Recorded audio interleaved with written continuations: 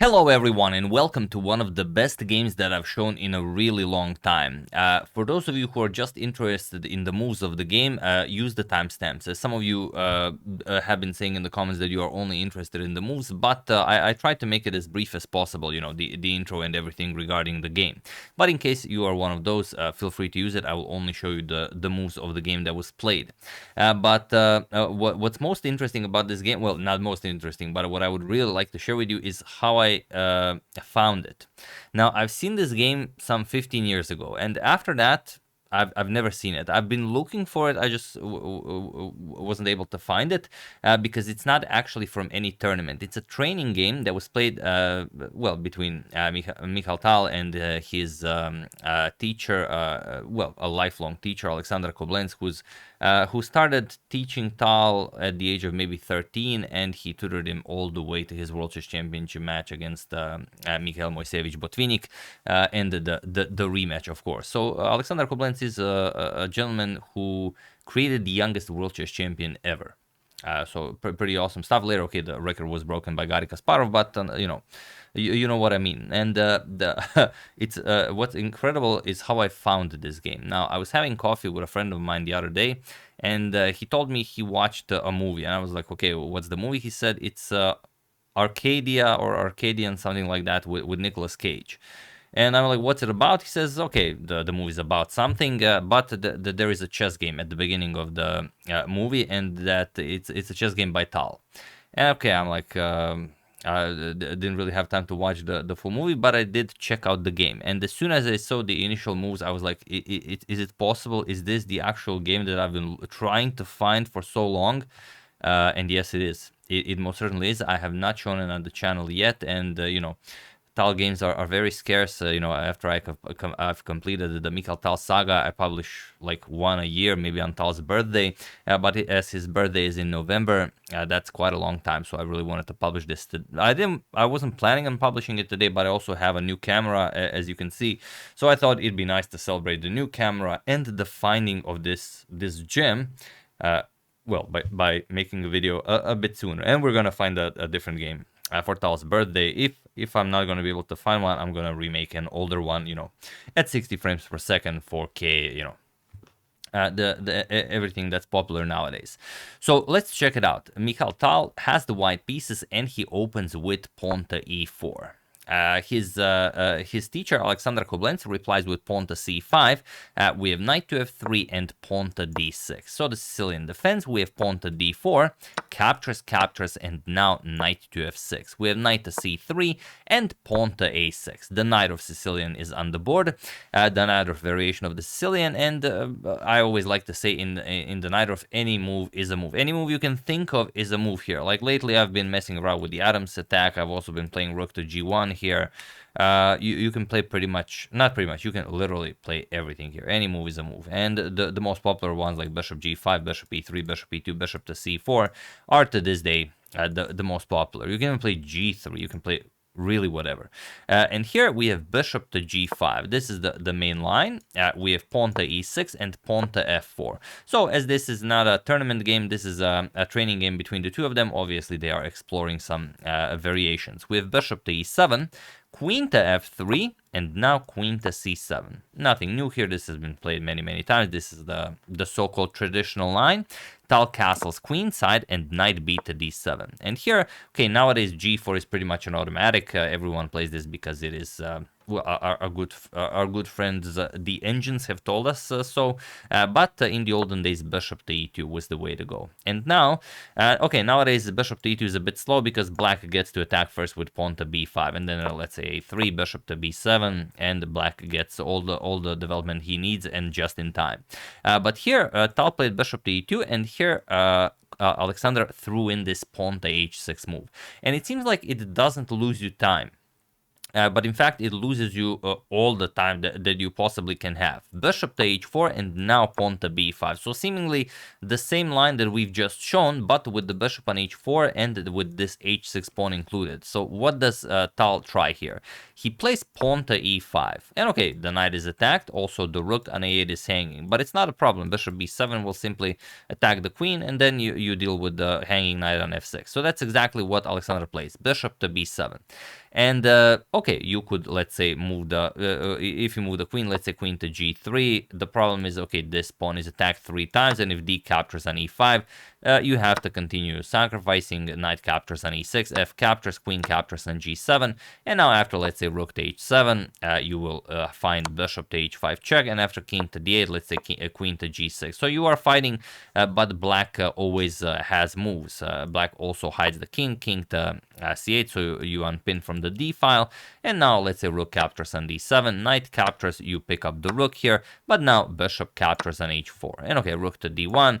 Maybe you can play this, maybe they've explored this already, maybe it's, you know, among their files, I have no idea, but that's what you would get if Tal would retreat with queen to g3. Queen to h3 is a little bit better, but no, Tal just plays e captures on f6. He captures the knight, attacks the bishop, and also offers his queen. Bishop captures on f3 is now the only move that Alexander can play if he's not to resign right away. So bishop captures on f3 was played. Bishop captures, now again attacking the rook and the bishop on e7, and this is the moment of truth. If you want to refute Tal's attack, and there's always that one moment where it's possible to do so, you have to play bishop captures on f6. And now after, let's say, bishop captures on f6, knight captures and bishop captures on a8, you castle. And that's pretty much it. You attack the bishop goes back, and the game continues. Tal has, okay, a rook, bishop, and knight for a queen. Maybe black is a little bit better due to the A and B pawn. All in all, it can be played. But yeah, it's black definitely to be preferred here. However, after bishop captures on f3, Alexander played pawn to d5, and now there's a huge problem here. How do you continue? Well, Tal already sacrificed the queen, but now he sacrifices the knight as well. Knight captures on e6. So what do you play here? And also, if you're wondering about capturing something on e7 or on g7, the problem is queen captures on f4 check also loses you the bishop. So Tal's knight captures on e6 not only creates some very serious problems for Alexander, but also defends the f4 pawn. So how can he play this? What if he just moves the queen? Let's see what happens. If you just move the queen, the problem is now f captures on g7, attacks the rook, and after the rook moves, bishop captures on e7, comes with an attack on the queen, and okay, you can capture the bishop or the knight, doesn't really matter, but then rook to e1, or even knight captures on d5 followed by rook to e1. Black is just dead here. There's no move you can make. The king cannot escape. This is game over. So that's why after knight captures on e6, much like the queen sacrifice, you have to accept the knight sacrifice. F captures on e6, and now bishop to h5 with check. And again, here you will see just how viciously and vigorously Alexander is defending. Here you could just move the king, let's say king to d8, king to f8, but that would not be best. Best is to give up a pawn first with g6.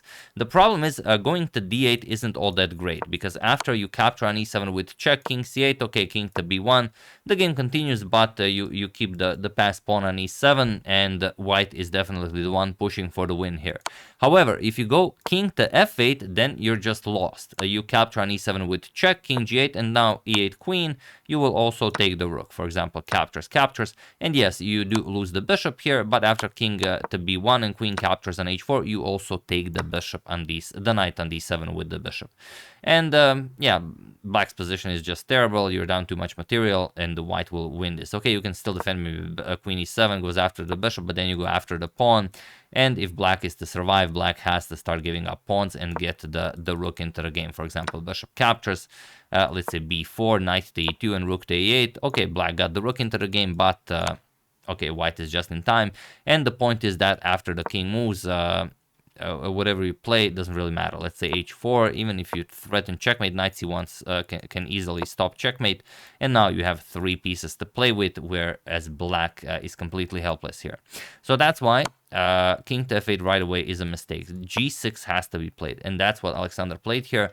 So while Tal is attacking brilliantly, Alexander is also defending brilliantly. And here, if you ask a modern engine, the modern engine will say this position is 0.00. So it's dead equal. Okay, bishop captures on g6. We have king to f8, and now f captures on e7 with check. We have king to g7, and it seems like Tal's attack comes to an end. The bishop is hanging, and also queen captures on f4 will come with check, so the other bishop is hanging. So it seems you have to give up one of the bishops, and you will be losing this game. But nope, Tal finds a way out. Bishop to g3. Now the bishop cannot be captured. If you capture it, f5 comes with check, and you lose the queen on c7. So here, after bishop g3, knight to f6. And this is the first real mistake of the game. Maybe not even a mistake. This is an inaccuracy by Alexander. Here, you have to continue with pawn to b4, as you most usually do. Point being that after you challenge the knight, f5 comes, and this is a really tricky line, attacks the queen. Queen to c5, now you play knight to e4, you attack the queen, offer a knight for the knight on d7, queen captures on e7, and now bishop to d6, attacking the queen, queen to h4, and knight to g3. Again, captures is impossible because knight captures with check forks the king and the queen, and after, let's say, rook h to c8, getting the rook into the attack, now you play knight to h5 check, you move the king, king to h8, and now f captures on e6, and you get something like this, where it's complete madness, and in order to survive, you have to play rook to c6, attack the bishop, now e captures on d7, queen g5 check, king to b1, or even better, rook to d2, and now rook captures on d6, followed by bishop to e8. And again, equal position, but I mean, complete madness. So that's what obviously Tal had in mind, but Alexander missed it. He played knight to f6, and now he gives Tal a chance. But Tal now has to play pawn to f5 first. However, Tal throws in a rook h to e1. He tries to make it as complicated as possible, and it would be possible to defend here with queen to d7. But now Alexander played pawn to b4, and Tal can easily strike with pawn to f5. But he doesn't right away. First, he plays rook captures on e6. And I mean, what is this? What is rook captures on e6? What kind of a move is that? The knight on c3 is hanging, and Tal does not have a single threat. Like, what is he threatening? Whatever he is or was not threatening, he completely confused his master, Alexander Koblents, and Koblents played b captures on c3. So he continues properly, but now Tal plays pawn to f5, and here he confused him. He played queen to b7, which does not seem like a loss of a tempo because you're threatening checkmate, but it is a huge one. And just to give you an idea why, after c captures on b2 with check first, which was the correct way to go, king to b1, and now queen to d7, it's a completely different story, because now you don't have bishop to e5. That's the key the defensive resource for black, because now Alexander could give back the queen.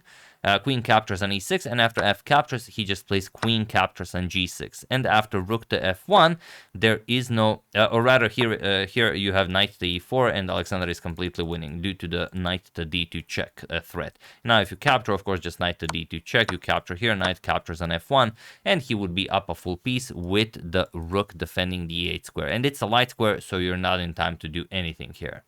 That's the problem. If you try to circle around with the bishop, the rook is too quick. The rook will just start gobbling up the pawns.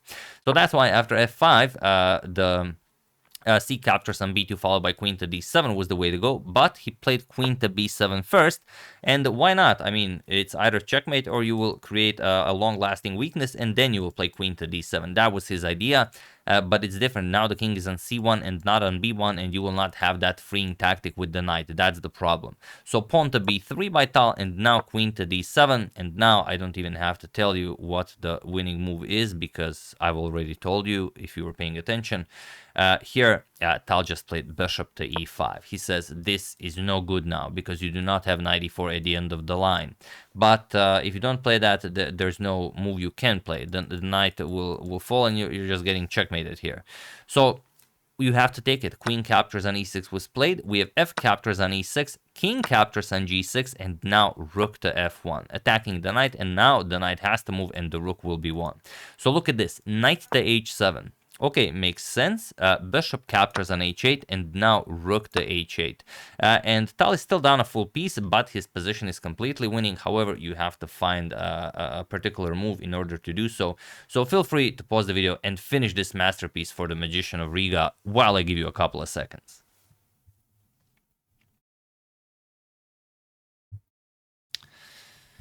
So yeah, for those of you who were able to do it, congratulations on not diving in too strongly. And for those of you who just want to enjoy the show, it is rook to f8. That's the move. Point is that if knight captures, then you just don't care about the rook. You just promote the queen to the pawn to a queen, and the rook is not guarding the e8 square. So of course Alexander played rook captures on e8 on f8, but now look at this: e captures on f8. Tal brings a queen into the game. Knight captures on f8, and now pawn to e7. The knight has no squares. Either pawn will capture it or you advance the pawn to a queen. So king to f7, guarding the queening squares, and e captures on f8 with queen. Tal brings a third queen into the game. King captures, and now Tal played king to d1, and he was in this position on move 32 that Alexander Koblents resigned the game, as there is nothing more to be done here. So all that madness boils down to a simple winning king and pawn endgame. And yes, Tal is only up a pawn, but these pawns are much too close, and the white king will easily win them. To give you an example, let's say king to e7, king to e2, you go to d6, Tal goes to d3, and now you don't have at d4, the king covers that, and if you approach, then just king captures, and now you're up 2 pawns. So 2 pawns is, of course, too much for a king and pawn endgame. This is completely winning for white.